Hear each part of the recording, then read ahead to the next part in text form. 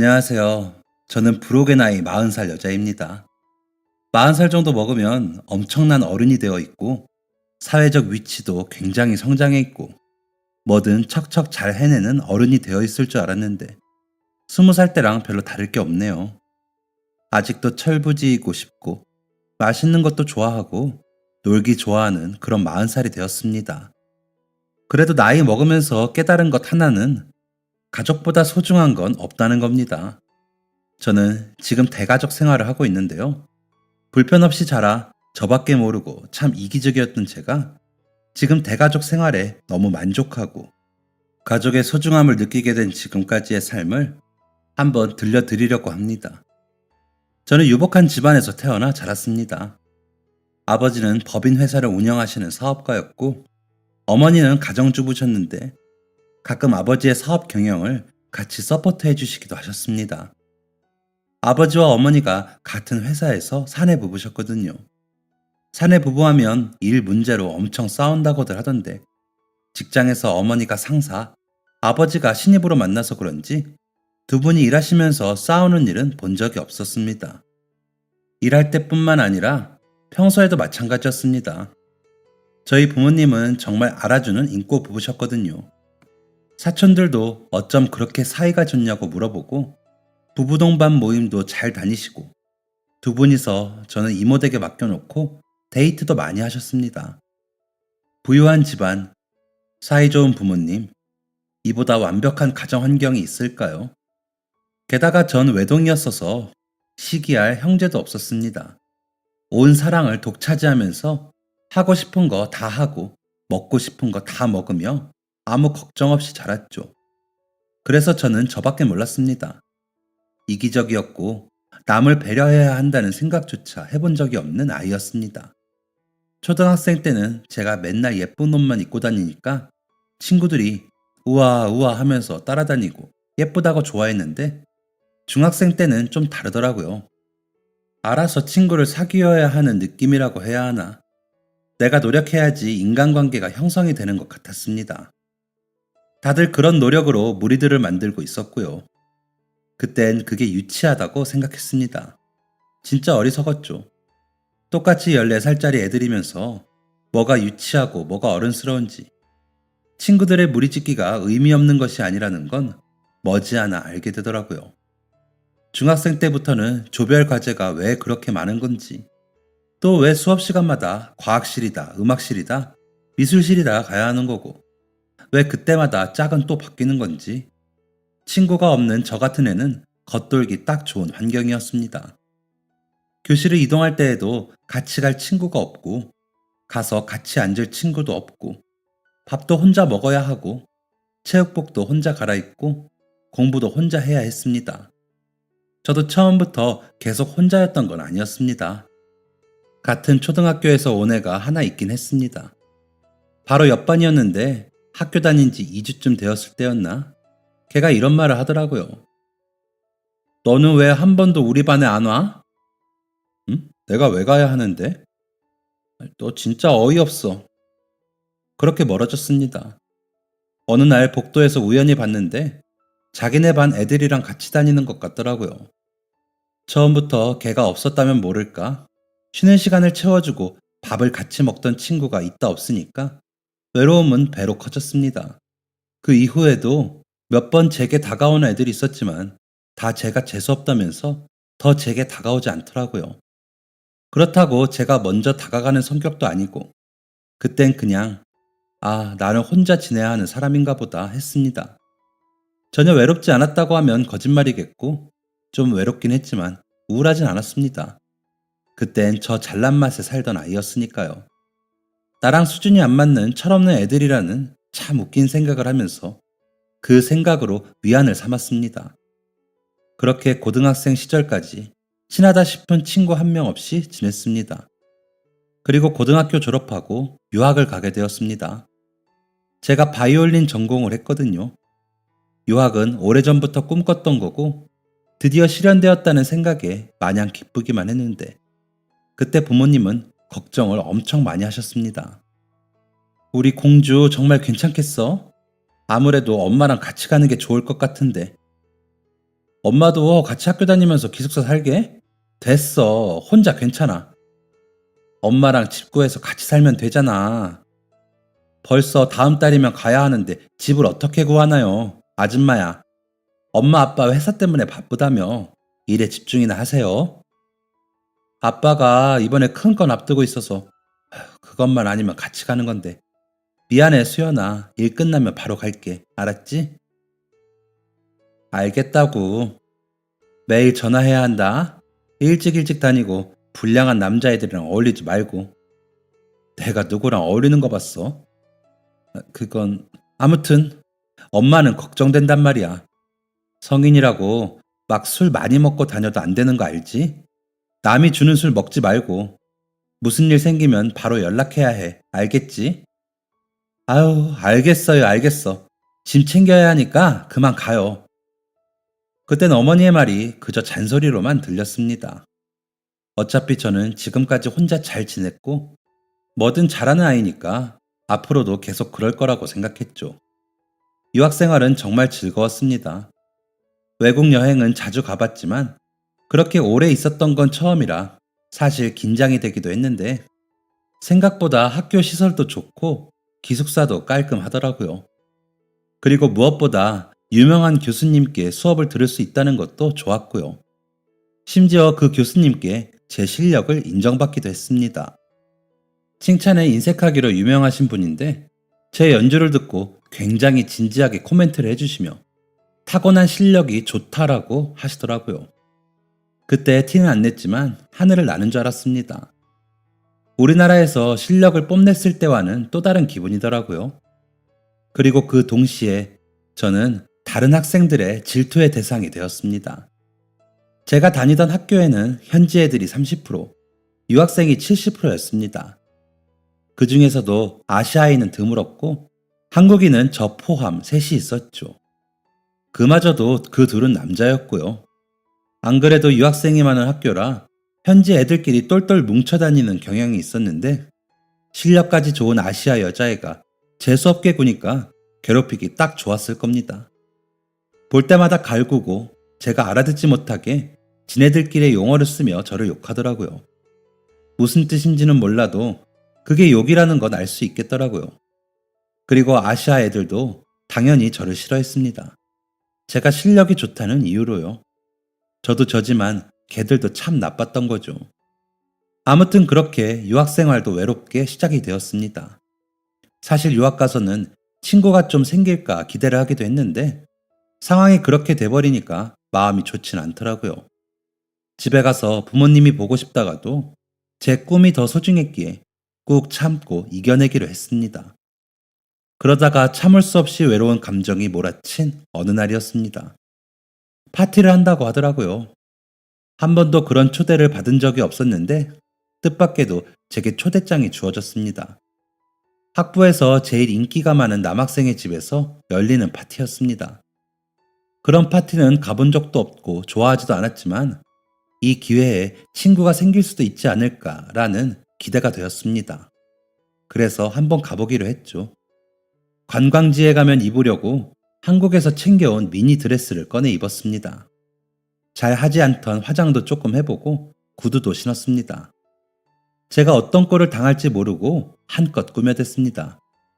그 남자의 집에 가니까 벌써 입구부터 시끄럽더군요. 여러 개의 창문들에서 은은한 빛이 새어나오고 있었습니다.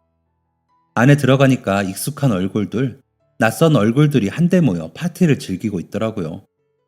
다들 예쁘게 차려입고 자연스럽게 그 분위기에 스며들고 있었습니다. 딱히 친한 친구가 없던 저는 제게 초대장을 준 남자애한테 인사라도 하자 하고 찾아갔습니다. 역시 인기쟁이답게 주변에 여자애들, 남자애들이 많더라고요. 저는 용기를 내서 인사를 했습니다. 주변의 소음이 커서 큰 소리로 불렀죠. 야, 안녕? 그 남자애와 주변 애들의 시선까지 일제히 제게 꽂혔습니다. 뭐야, 진짜 왔잖아? 꼴 좀 봐. 정말 파티 즐기려고 왔나봐. 너 뭐야? 무슨 자격으로 왔어? 제 등장이 뭐가 그리 웃긴지 다들 깔깔깔 웃더라고요. 나? 나 초대받아서 왔는데. 당혹스럽기도 하고 기분이 상한 저는 저를 초대한 주인공을 봤습니다. 그런데 그 애도 같이 웃고 있더라고요. 초대장이 하나 남아서 준 건데 진짜 올 줄은 몰랐네. 미안한데 그냥 가주라. 너 싫어하는 애들이 많아서 분위기 망치면 어떡해. 그냥 가. 미안. 가서 바이올린이나 연주해. 그 남자애랑 학교에서 대화를 많이 해보진 않아서 그렇게 밥맛인 줄 몰랐습니다. 알았다면 거기 가지 않았을 겁니다. 정말 최악이었습니다. 제 얼굴은 잘 익은 사과처럼 빨갛게 달아올랐고 저를 비웃는 웃음소리들만 귀에 울렸습니다. 그 집을 빠져나오는 순간까지 제 뒤통수를 향해 보내는 야유와 웃음들이 저를 완전히 비참하게 만들었습니다. 이 기분으로 도저히 혼자 기숙사방에 들어가고 싶지가 않았습니다. 시내로 가서 자리가 있는 술집에 들어가 아무 술이나 시켰습니다. 이건 많이 독해요. 어색한 발음, 한국 사람이었습니다. 저는 고개를 들어 저를 쳐다보고 있는 바텐더의 얼굴을 봤습니다. 굉장히 어려 보이는 얼굴이었습니다. 제 또래 정도로 보였습니다. 한국 사람이에요? 어떻게 하셨어요? 한국 사람이시구나. 그 남자가 화들짝 놀라는 모습이 그땐 어이가 없더라고요. 누가 봐도 한국 사람인데. 독한 거 먹고 싶어서 고른 거예요. 그냥 주세요. 네. 사실 저는 술을 잘 못 먹습니다. 성인이 되던 날 한국에서 부모님이랑 맥주 반 캔, 유학 와서 혼자 소주 사서 기숙사에서 딱 2잔. 그게 끝이었네요. 그 바에서 먹은 게 3번째 술이었습니다. 소주보다 독한 술이 있더군요. 그건 술이 아니라 그냥 과학 시간에 본 알코올 그 날 것이었습니다. 정말 맛이 없어서 캑캑거리니까 바텐더가 물을 주더라고요. 독하다니까요. 이거 술 맞아요? 잘못 준 거 아니죠? 뭐가 이렇게 맛이 없지? 맛있는 술 찾으세요? 술이 맛있을 수도 있나? 남자는 기다려보라며 은색 컵에 이것저것 넣더니 제법 그럴듯하게 흔들더니 예쁜 컵에 따라 제게 내밀었습니다. 색도 파란색인 게 참 신기한 술이었습니다. 남이 주는 술 먹으면 안 된댔는데. 제가 중얼거리는 소리를 들었는지 남자가 피식 웃더라고요. 저는 그 예쁜 액체를 한 입 먹어보았습니다. 눈이 번쩍 뜨이더라고요. 상큼한 음료수처럼 넘어가는 그 맛이 정말 맛있었습니다. 술 잘 못하시면 도수 낮은 칵테일을 달라고 하세요. 오, 술 한 잔을 다 비워본 건 그날이 처음이었습니다. 분명 최악의 날이었는데 지금 제겐 최고의 날로 기억되고 있습니다. 만약 제가 그날 최악의 일을 겪지 않았다면 지금의 남편인 그 바텐더를 만났을 일도 없었을 테니까요. 저는 거의 매일 그 바에 갔습니다. 정확히는 그 남자에게 간 거였죠. 칵테일 한 잔을 시켜놓고 그 공간에서 우리들만 알 수 있는 말들로 대화를 할 때면 그보다 마음이 편해지는 일은 없었습니다. 너는 뭐하러 여기 왔어? 너도 유학 온 거야? 아니, 나는 돈 벌러. 돈? 여기서 일하면서 돈 벌러? 왜? 한국에서도 일할 곳은 많잖아. 사실 사기당했어. 뭐? 정말 친한 형이 여기서 사업 시작했는데 투자해달라고 하길래 내가 고등학생 때부터 일했었거든. 그거 전부 날렸어. 그럴 사람이 아니라 생각해서 무슨 일이 생기고겠지. 아니겠지. 설마 하면서 왔는데 카지노에서 다 날려서 빈털털이라고 하더라. 빈손으로 가려니 엄마 보기 죄송하고 돌아갈 비행기 값도 없어서 비행기 값에 날린 돈 반만이라도 모아서 가자 하고 여기 있는 거야. 뭐? 그 형 진짜 나빴네. 그 자식 가만뒀어? 진짜 거짓골 하고 있는 사람한테 뭘 달라고 해. 경험했다 하고 날린 거지. 너 진짜 대단하다. 나였으면 경찰에 신고하고 난리가 났을 거야. 뭐 애초에 돈을 빌려주지도 않았겠지만 아니 투자해줄 친구도 없구나. 왜 학교 생활이 힘들어? 힘들지 그럼. 나처럼 잘난 애가 세상 사는 게 쉽겠냐? 남자애가 푸하하 웃음을 터뜨리더라고요. 그 바가 어둡지 않았다면 제 얼굴이 새빨갛게 익은 걸 들킬 뻔했습니다. 너처럼 예쁜 애가 왜 친구가 없을까? 다 나보고 재수없대. 지만 알고 이기적이고 잘난 척만 한데 어떻게 해야 재수없지 않은 건지 알려주지도 않으면서. 그럼 지들도 잘나던가. 넌 친구가 필요하구나. 어떻게 해야 이기적이지 않고 남들도 생각하는 사람이 될 수 있는지 알려줄 친구. 왜? 네가 도와주게? 그러고 싶은데 나 다음 달이면 한국 돌아가. 어? 왜? 내가 말했잖아. 돈만 벌 거라고. 이제 얼추 내가 생각한 금액 다 모았고. 여긴 물가가 너무 비싸거든. 얼른 한국 가서 엄마가 해주는 국밥 먹고 싶다. 거의 한 달 동안 그 남자애를 만났습니다. 이미 정이 들 대로 들어버렸는데 벌써 이별이라니 아쉬워 미칠 지경이었죠. 하지만 저는 제 인생의 전부인 바이올린을 포기할 수는 없었고 결국 거기서 그 남자애와 이별을 하게 됩니다. 다시 만난 건 그때부터 4년 후 제가 한국에서 처음 공연을 했을 때였습니다. 그때 알려준 전화번호와 주소 모두 그대로더라고요. 공연에 오라는 짧은 문자와 함께 집으로 초대장을 보냈습니다. 조명이 강한 무대에선 보통 객석에 있는 사람들의 얼굴이 보이지 않습니다. 그런데 그날은 연주 시작도 전에 인사를 하고 고개를 드는데 그 남자애의 얼굴이 정확하게 보이더라고요. 저도 모르게 보내준 초대장의 객석 쪽에 계속 시선을 줬나 봅니다. 그러지 않고서야 그렇게 제 시야에 정확히 담겼을 리가 없으니까요. 그 남자애는 제게 살짝 손을 흔들어줬고 그때부터 완전히 사랑에 빠지게 된 저는 그 남자애와 결혼까지 하게 됩니다. 남편은 처음 봤던 그때부터 한결같이 진짜 착한 사람이었습니다. 연애할 때부터 항상 저를 배려해주고 제 기분을 우선시해주고 사려 깊은 사람이었죠. 하지만 사실 저의 결혼의 시작이 순탄하진 않았습니다. 저는 아무 문제가 되지 않는다고 생각했지만 저희 부모님 입장에선 아주 중요한 문제가 있었죠. 바로 경제 사정이었습니다. 경제적인 상황이 여유 있는 저희 집과 달리 남편의 집은 좀 힘들었거든요. 좀 많이 어려웠습니다. 시어머니는 동네에서 국밥집을 운영하고 계셨습니다. 남편이 중학생 때 돌아가셨다는 시아버지의 어머니. 그러니까 남편의 할머니가 운영하시던 가게를 이어받아 하시는 건데 맛은 좋았지만 외관은 그냥 어느 동네에나 흔히 있을 법한 허름한 국밥집이었습니다. 매출도 그럭저럭이었습니다. 음식의 맛과 별개로 마케팅에 전혀 무지하신 시어머니가 그쪽으론 아예 투자를 안 하고 있으니 발전할 리가 만무했죠. 그저 가끔 오는 단골 손님에 어쩌다 오는 손님 몇 명이 전부였고 한 달 매출로 월세 내고 수도세, 전기세 등등을 제외하면 직장인 월급도 안 되는 수준이었습니다. 남편은 국밥집에서 손을 거들며 밤에는 오토바이 배달 알바를 하던 사람이었습니다. 배달 알바비가 꽤 쏠쏠하다고는 했지만 저와 사귀기로 한 이후부터는 자기도 꿈을 꿔야 할 것 같다면서 새로운 일을 알아보기 시작하더라고요. 그러다 영업일 소개받았다면서 일하기 시작했는데 시어머니가 일하시다가 팔을 다치시면서 얼마 못 가 관두고 다시 가게 일을 도왔습니다. 저는 남편의 그런 환경이 아무 상관없었습니다. 제가 더 벌고 제가 더 일하면 되는 거였으니까요.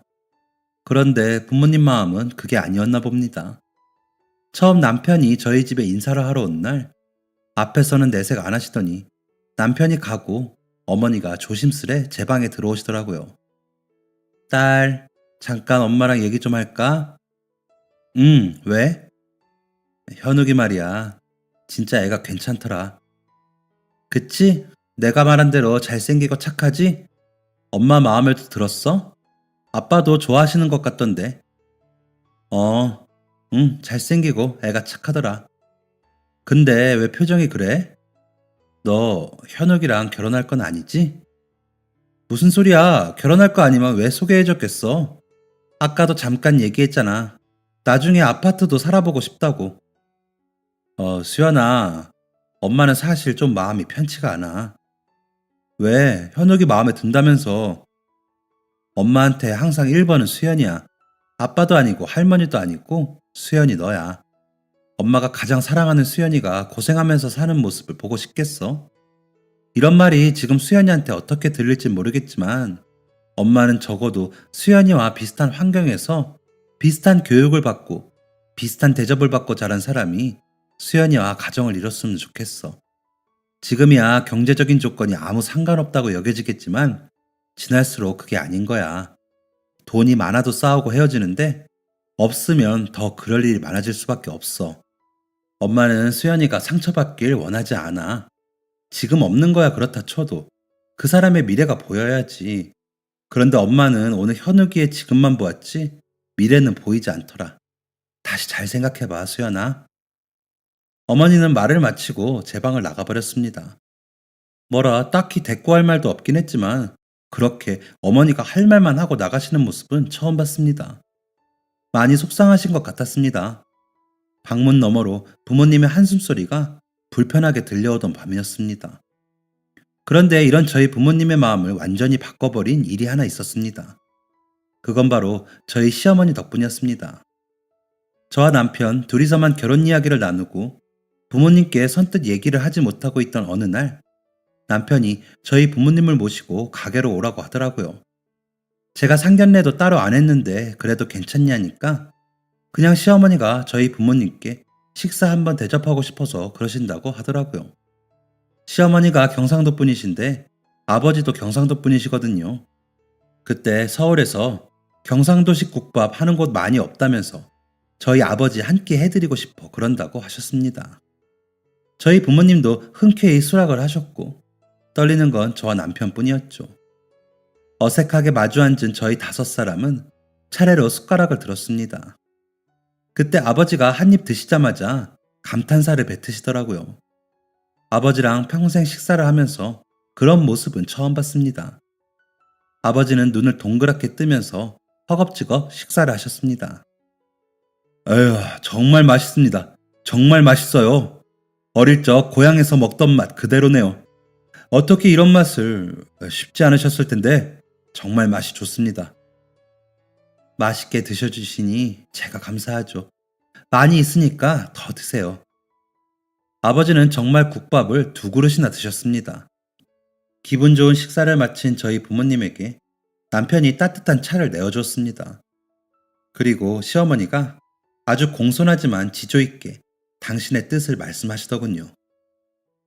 저희 현욱이 탐탁치 않아 하시는 거 압니다. 수연이네 집안 사정, 여유 있는 것도 전부터 익히 들었고 저희 사정이 그에 못 미치는 거 잘 알아요. 하지만 돈으로 우리 현욱이 판단하지 않으셨으면 합니다. 제가 현욱이한테 집을 주고 현금을 주고 빌딩을 사주진 못했지만 돈 없이도 행복하게 사는 것, 자기 인생 꾸리는 것, 가족의 소중함 부족하지 않게 가르쳤습니다. 그것만큼은 그 누구보다 넉넉히 교육했다고 자부할 수 있어요. 현욱이가 수연이한테 1억 천금을 가져다 주진 못하겠지만 행복하게 해줄 순 있을 겁니다. 얘가 누구 고생시키고 할 그런 사람이 못 돼요. 애들 결혼시켜달라고 강요할 생각 전혀 없습니다.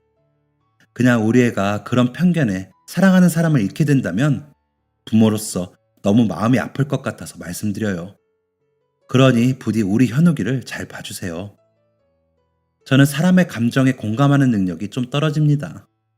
하지만 그날의 시어머니의 말씀에 저도 모르게 눈물이 나더라고요. 시어머니의 진심이 제 마음속 깊이 파고드는 것 같았습니다. 그날 집에 돌아가는 차에서 아버지가 이렇게 말하시더라고요. 현욱이 어머니가 자식을 끔찍하게 생각하시는 것 같구나.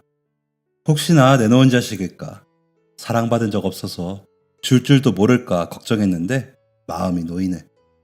우리 수연이 결혼 상대라면 그런 사랑쯤은 받고 자랐어야지. 아빠, 결혼 상대? 그럼 우리 결혼 허락하는 거야? 사돈댁 편하신 날로 상견례 날 잡거라. 가게 운영하시려면 시간 내기 힘드실 거야. 응, 알겠어요. 그렇게 어렵사리 결혼 승낙을 받은 저희는 이듬해 봄에 정말로 부부가 되었습니다. 행복할 날들만 펼쳐질 줄 알았던 결혼 생활에 예상치 못한 어둠이 드리웠습니다. 저희가 결혼하면서 양가 부모님 건강검진을 해드렸거든요. 그런데 그 검진에서 저희 시어머니가 위암 판정을 받으신 겁니다. 건강검진을 하셔서 천만다행이었던 거죠. 시어머니 정밀 검사를 하러 병원에 다녀온 남편의 얼굴이 너무 안 좋아 보였습니다.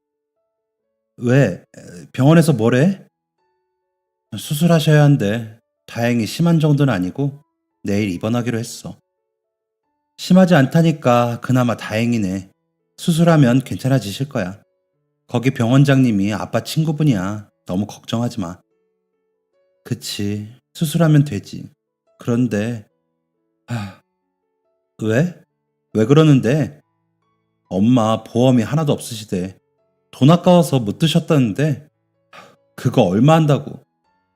솔직히 그때 좀 놀랐습니다. 제가 돈을 잘 벌긴 했지만 돈 관련 지식은 많이 없었거든요.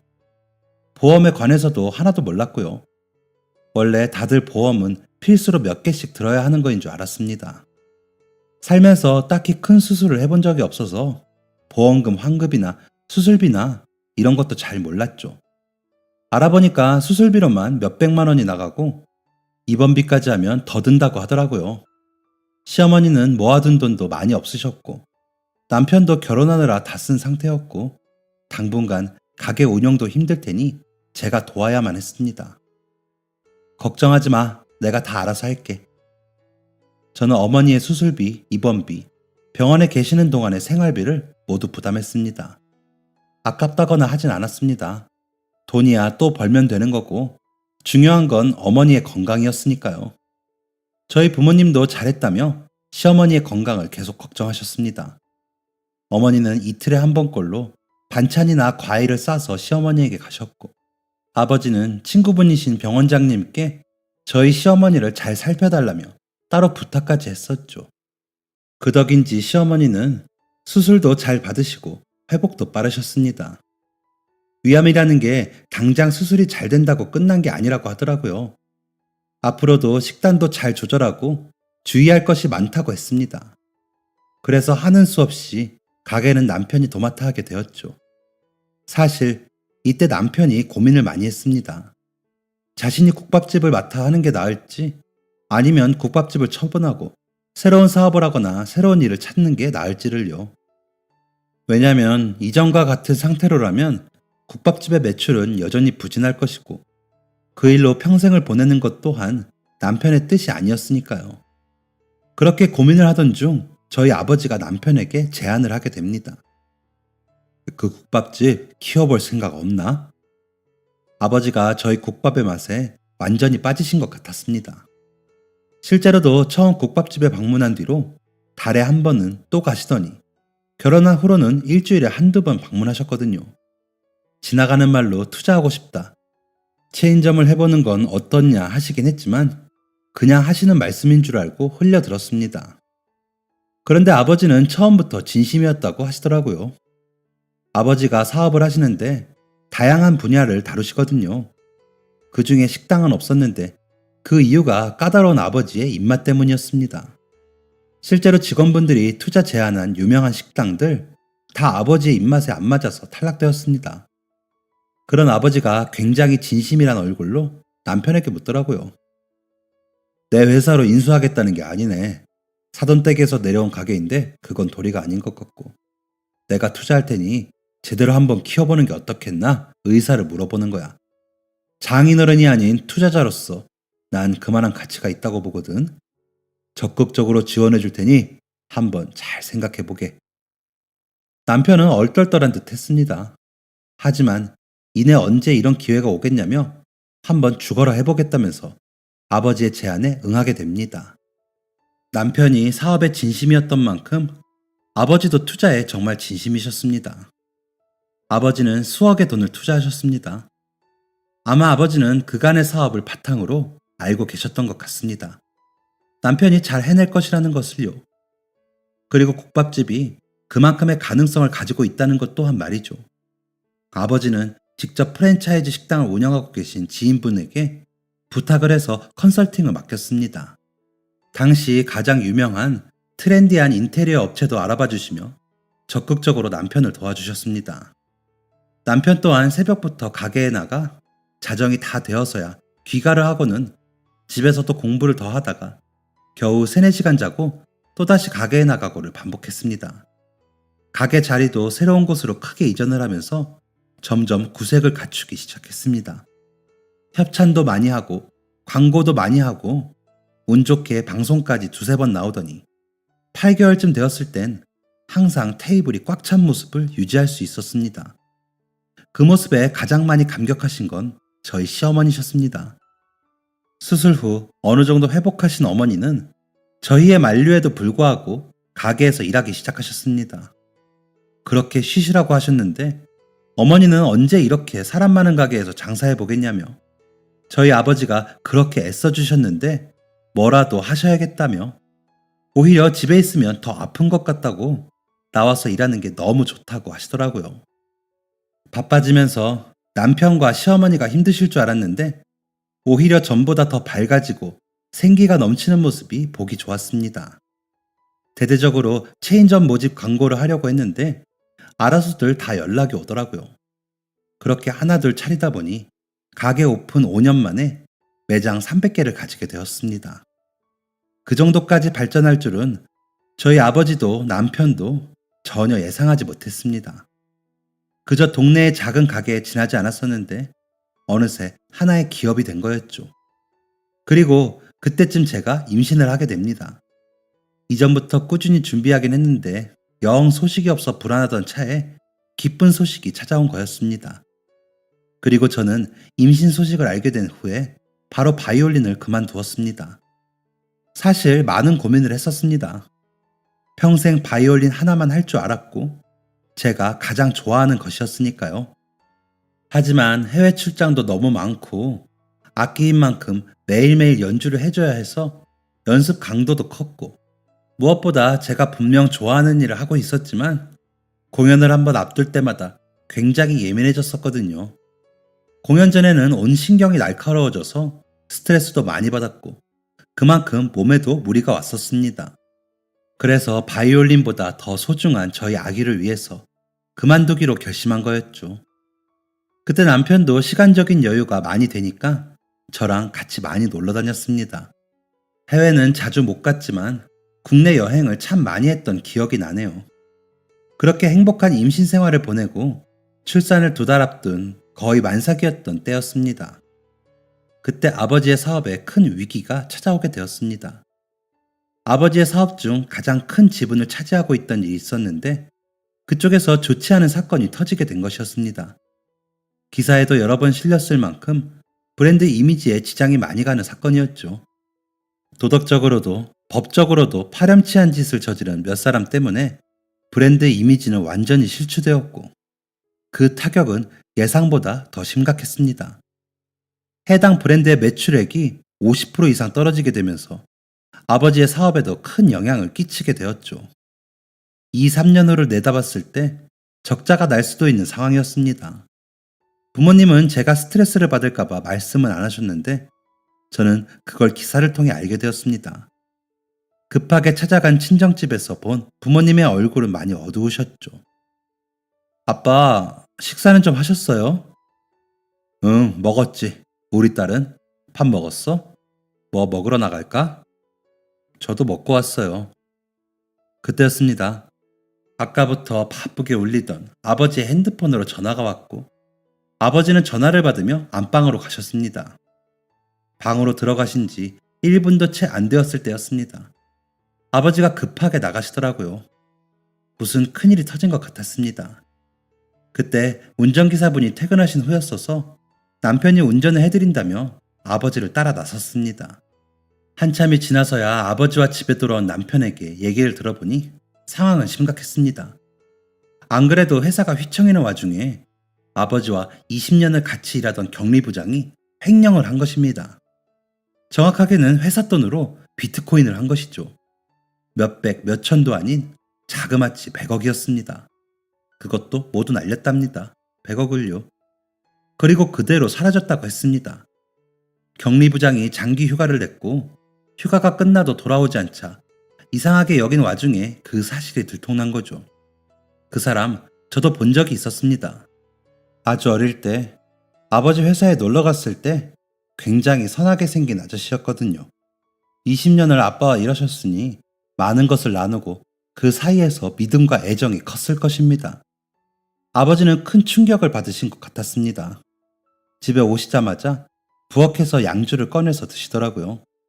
위로를 해드리고 싶어서 아버지의 축 처진 어깨에 손을 올려보았지만 아버지는 말없이 술만 드셨습니다.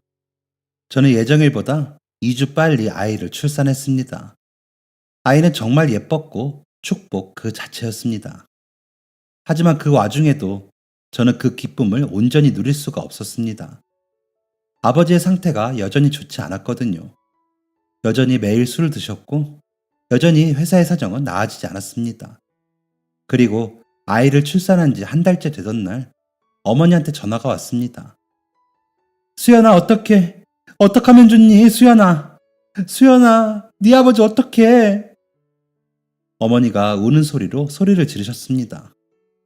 저는 시어머니께 아이를 부탁드리고 당장 남편과 집으로 갔습니다. 가는 도중에 어머니가 병원으로 오라고 하시더라고요. 아버지한테 무슨 일이 생긴 건가 싶어서 가슴이 철렁했습니다. 몸이 덜덜 떨려서 남편에게 의지한 채 병원으로 갔습니다.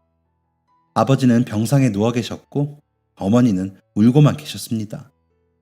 아버지는 머리부터 발끝까지 축축하게 젖어 계셨습니다.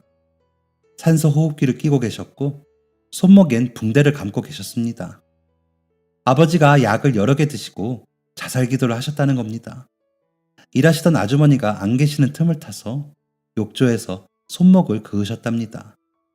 이모 댁에 갔다가 일찍 오게 되신 어머니가 다행히 그 모습을 빨리 발견하셨고 아버지는 천만 다행으로 목숨을 건질 수 있으셨습니다. 하마터면 저도 정신을 잃을 뻔했습니다. 아버지가 그런 선택을 하시다니 너무 충격적이었습니다.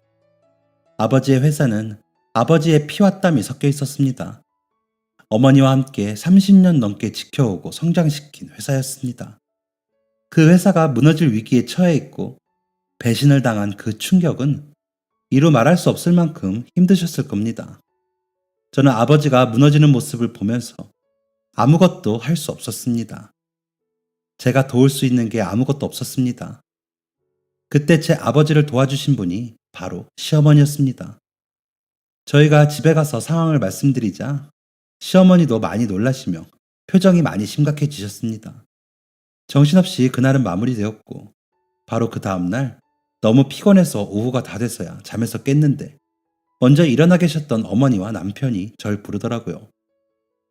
여보, 엄마랑 나랑 상의를 해봤는데 국밥집 정리하려고. 이건 또 무슨 말인가 싶었습니다.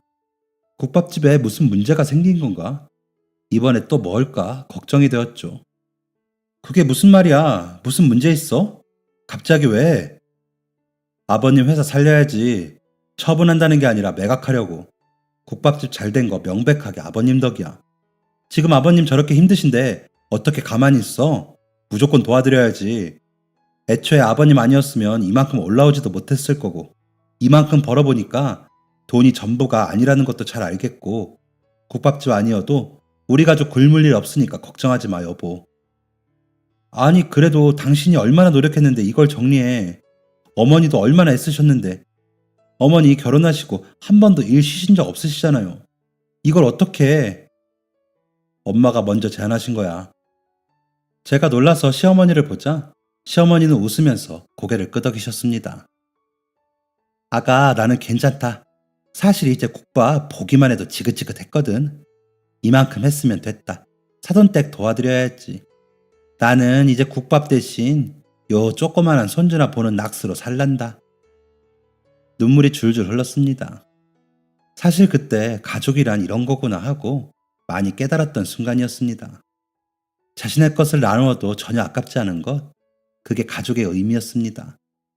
이 사실을 전해들은 아버지와 어머니도 많이 놀라셨습니다. 그리고 절대 그러지 말라며 남편에게 따로 연락도 하셨죠. 하지만 시어머니와 남편의 생각은 확고했습니다. 국밥집을 펀드에 내놓았고 그 결과 300억에 매각되었습니다. 그리고 그때 또 하나 알게 된 사실이 세금은 정말 무섭구나였습니다. 세금을 정말 많이 내더라고요. 세금을 다 내고 80억이 아버지에게 가게 되었습니다. 아버지는 다시 일어나셨습니다. 자살기도 후에 죄인처럼 집에만 계시던 아버지가 다시 기운을 차리신 겁니다. 아버지는 다시 30년 전처럼 일하셨습니다. 회사의 급한 불을 껐고 가능성이 보이지 않는 뿌리는 걷어내고 새로운 대안을 찾으셨습니다. 회사의 매출은 꾸준히 성장했습니다. 그리고 2년 후 회사가 위기를 맞기 전에 매출로 돌아갈 수 있었습니다. 사람들은 다 기적이라고 했습니다. 계속 하향일 줄 알았던 회사가 어떻게 이렇게 다시 살아나는지 입을 모아 아버지를 칭찬하셨습니다. 하지만 아버지는 이건 기적이 아니라 가족의 힘이라고 누누이 말씀하셨습니다. 이전보다 더 겸손하게 행하셨습니다. 회사는 안정되었습니다. 그리고 저희 가족도 안정되었죠. 부모님과 저희 부부, 시어머니, 그리고 제 첫 아이, 그 사이 생긴 둘째까지 7 식구는 많이 돈독해져 있었습니다. 그러던 어느 날 갑자기 아버지가 다 같이 외국에 나가 살자는 제안을 하시게 되었습니다. 사실 저는 그렇게 갑작스럽지도 않았습니다. 아버지께서 예전부터 많이 말씀하셨거든요. 어머니는 절대 싫다고 하셨지만 아버지가 몰래 제게 많이 얘기해 주셨습니다. 나중에 돈 많이 벌면 외국에서 바닷가에 있는 집에서 편하게 살자고요. 아버지는 계속 그 꿈을 실현시키고 싶은 마음이 있으셨나 봅니다. 어느 정도 나이도 드시고 바쁘고 치열한 삶을 살아오셔서 많이 지치신 어머니도 이제는 그 제안을 받아들이셨죠. 저와 남편은 당연히 오케이였습니다. 그때 남편이 새 사업 계획하고 있을 때였는데 외국에서 시작하는 것도 괜찮겠다고 받아들인 거죠. 외국에 한 번도 나가보신 적 없으셨던 시어머니는 좀 걱정을 하셨지만 저희 어머니랑 많이 가까워지신 덕이었는지 고민 끝에 좋다고 하셨습니다. 그렇게 저희는 지금 사이판에서 살고 있습니다. 정말 억소리 나는 돈을 벌어보고 만져보고 써봤지만 결국에 돈은 돌고 도는 것. 있다가도 없는 게 돈이고 없다가도 있는 게 돈이더라고요. 그래서 그 가치에 너무 연연하지 않으려고 합니다. 하지만 가족은 있다가 없을 순 있지만 다시 돌아올 순 없잖아요. 그렇다면 무엇이 더 귀한 것일까요? 뭐가 더 소중하고 우리는 어떤 시간을 보내며 어떤 삶을 살아야 할까요? 저는 그 답을 찾은 것 같습니다. 지금 가족들과 보내는 시간들을 단 하루도 허투루 쓰지 않고 최선을 다해서 사랑하려고 합니다. 오늘도 내일도 이렇게 행복한 시간들을 보내기 위해 노력하려고 합니다. 부디 사랑 가득한 삶을 사시기를 바랄게요. 감사합니다. 지금까지 사연 들어주셔서 감사합니다. 사연이 재밌으셨다면 구독과 좋아요를 눌러주세요. 감사합니다. 안녕히 계세요.